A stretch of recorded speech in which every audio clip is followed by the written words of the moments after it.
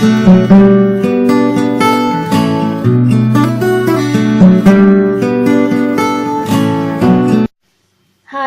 ഇന്നത്തെ എന്റെ റെസിപ്പി എന്ന് പറയുന്നത് നല്ല ടേസ്റ്റി ആയിട്ടുള്ള ഉള്ളിത്തണ്ട് തോരനാണ്. അപ്പൊ അതെങ്ങനെ ഉണ്ടാക്കാൻ നമുക്കൊന്ന് നോക്കിയിട്ട് വരാം.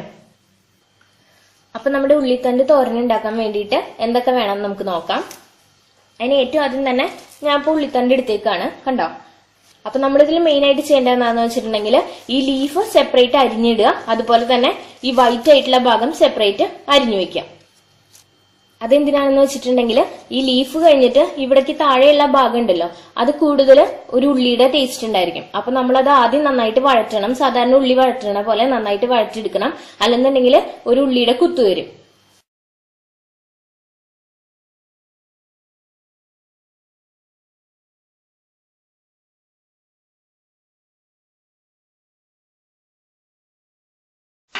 കണ്ടോ, അപ്പൊ ഇത്രയും നമ്മൾ അരിഞ്ഞിട്ടുണ്ട്.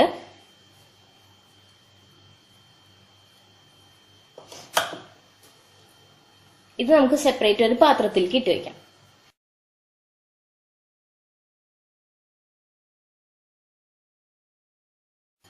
അപ്പൊ ഇതുപോലെ ലീഫ് മുഴുവൻ അരിഞ്ഞ് ഞാൻ ഒരു പാത്രത്തിലേക്ക് ഇട്ടിട്ടുണ്ട്.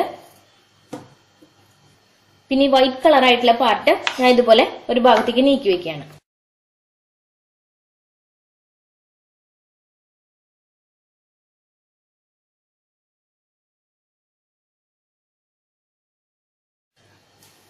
ഇനി നമുക്ക് നന്നായിട്ട് വാഷ് ചെയ്തെടുക്കാം. അതിനുശേഷം നമുക്ക് തോരൻ ഉണ്ടാക്കാൻ തുടങ്ങാം. അപ്പൊ നമ്മുടെ തോരൻ ഉണ്ടാക്കാൻ വേണ്ടിയിട്ട് ഞാനിപ്പോ ഒരു കടായി വെച്ച് കൊടുത്തിട്ടുണ്ട്. ഇനി നമുക്ക് ഇതിലേക്ക് കുറച്ച് വെളിച്ചെണ്ണ ഒഴിച്ചു കൊടുക്കാം. ഇപ്പൊ നമ്മൾ പാകത്തിന് വെളിച്ചെണ്ണ ഒഴിച്ചു കൊടുത്തിട്ടുണ്ട്. ഇനി ഫസ്റ്റ് ഇതിലേക്ക് ഇട്ട് കൊടുക്കേണ്ടത് എന്താന്ന് വെച്ചിട്ടുണ്ടെങ്കിൽ നമ്മൾ നേരത്തെ ഉള്ളിത്തണ്ടിന്റെ താഴെയുള്ള ഭാഗം, അതായത് വൈറ്റ് കളർ ഭാഗം അരിഞ്ഞു വെച്ചിട്ടുണ്ടായിരുന്നു സെപ്പറേറ്റ് ആയിട്ട്, അത് നമുക്ക് ആദ്യം ഇട്ട് കൊടുക്കാം.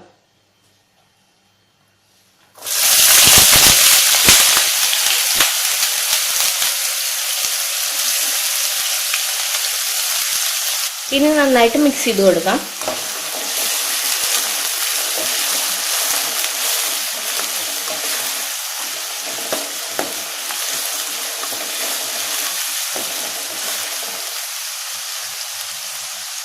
ഇനി ഇതിലേക്ക് ഞാൻ കുറച്ച് ചില്ലി ഫ്ലേക്സ് ഇട്ട് കൊടുക്കാൻ പോവാണ്, അതായത് ചതമുളക്. അത് കുറച്ച് ഇട്ട് കൊടുക്കാൻ പോവാണ്. ഏകദേശം ഒരു 2 ടീസ്പൂൺ ഇട്ട് കൊടുക്കുകയാണ്.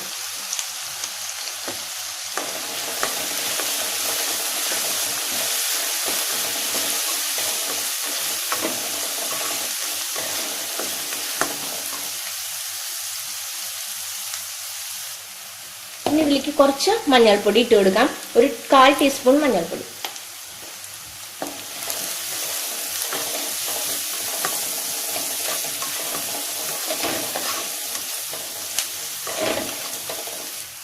ഒരു മിനിറ്റ് കഴിഞ്ഞിട്ടുണ്ട്. ഇനി നമുക്ക് നമ്മുടെ ഗ്രീൻ കളർ ലീഫ് ഉണ്ട് അല്ലേ, നമ്മൾ സെപ്പറേറ്റ് അരിഞ്ഞു വെച്ചത്, അത് ഇട്ട് കൊടുക്കാം.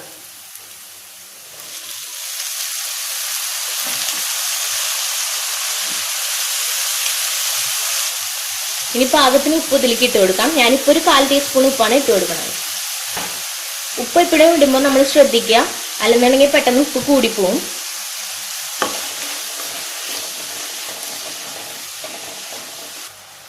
ഞാൻ ഇതിലേക്ക് 1/2 കപ്പ് തേങ്ങ ചിരവിത് ഇട്ട് കൊടുക്കാൻ പോവാണ്.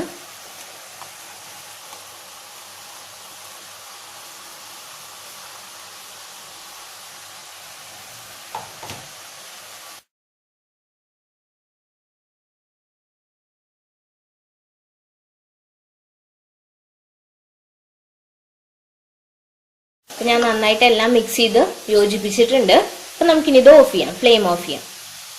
അപ്പൊ നമ്മുടെ തോരൻ ഇവിടെ റെഡി ആയിട്ടുണ്ട്. നമുക്കിതൊരു ചെറിയ പാത്രത്തിലേക്ക് മാറ്റാം.